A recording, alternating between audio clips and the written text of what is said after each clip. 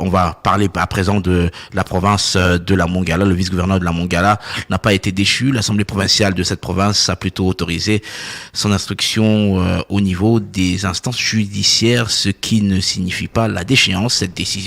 Cette précision est faite par le député national Vincent Andoulou, selon cet élu de la Mongala, qui dénonce la rétention à Kinshasa depuis le mois de novembre 2024 du vice-gouverneur Cédric Ayaka, lui privant ainsi de ses avantages sociaux dus à son rang. Cela fait presque 9 mois qu'il ne perçoit même plus son salaire. Ce vice-gouverneur attend désespérément le sort lui réservé. Pour le député national Vincent Andoulou, cette rétention prolongée à Kinshasa ne se justifie pas. Il appelle à l'implication personnelle du président de la République et du chef du gouvernement pour que tout rentre dans l'ordre dans la province de la Mongala. On l'écoute au micro de Ginorema Beurre de Charisme. Je suis désagréablement ahuri et bouleversé par l'arbitraire, une baliverne administrative insolite orchestrée par le vice-premier ministre, ministre de l'Intérieur, maître Jacquemain Chabani, qui s'est érigé en déstabilisateur par excellence de la plus reculée province de la RDC, je cite la province de la Mongala. C'est depuis le mois de novembre 2024 que le VPM avait invité le vice-gouverneur de la Mongala pour arbitrage sur les climats malsains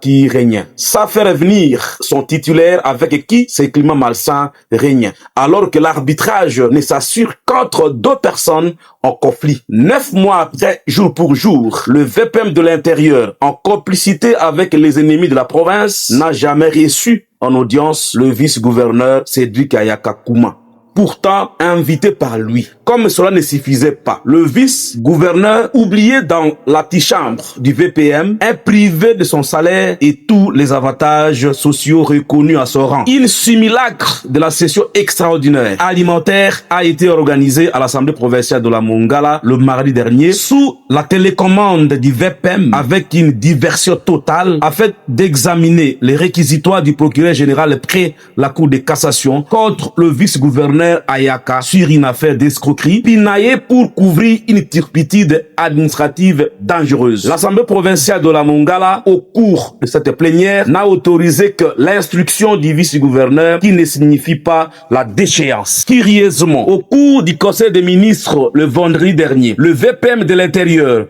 a une fois de plus induit le président de la République, le Conseil en erreur, alléguant que le vice-gouverneur de la Mongala a été déchu par les députés provinciaux innocents. Tout ceci en déphasage total des actions de développement et la campagne de la propagation de la haine entre filles et fils de la Mongala. Une question d'actualité était adressée par moi au VPM de l'Intérieur pour qu'il éclaircisse la représentation nationale et les Mongalais sur la rétention prolongée du vice-gouverneur sans motif valable. Sa succès parce que soutenu par le gourou de la province, je demande au président de la République, garant des bons fonctionnements des institutions, de s'inviter dans ce dossier, de constater ce mensonge gravissime et d'ordonner la mise en œuvre des résolutions issues des deux conférences des gouverneurs sur la stabilité des provinces. À la première ministre d'interpeller le VPM de l'Intérieur sur les chaos artificiels créés dans la Mongala depuis 9 mois maintenant et de recevoir le caucus des élus de la Mongala. Vincent Andoulou, le